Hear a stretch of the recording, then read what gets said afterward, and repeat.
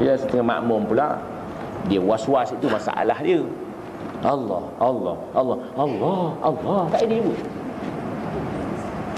Lain kali bila was-was, pedulikan aja. Allahu Akbar, Allahu Akbar, sudah. Jangan fikir-fikirkan lagi. Bila kita pegang dah tu, maknanya sudah yakin lah. Tapi kita yakin datang, was-was pun yakin dah ada, datang was-was, kita ikutkan was-was. Kan tak betul. Dalam kaedah fiqh, al-yaqin la yazul bisyak. Yakin tak boleh hilang kan datanya syak.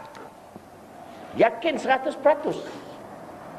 Tiba-tiba datang keraguan yang 10%. Kita ikut yang 10%. Batal sembahyang. Terus banyak Allahu Akbar. Dah betul lah. Sekali lagi. Allahu Akbar. Batal sembahyang. Tetapi yang ketiga betul, sah balik. Pasal yang kedua batal. Batal. Jadi yang ganjil itu batal, yang ganjil itu sah, yang genap batal.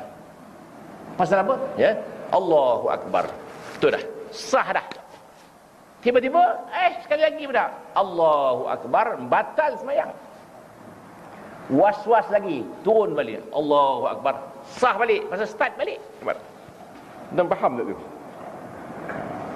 Melainkan Allahu Akbar, was-was dia.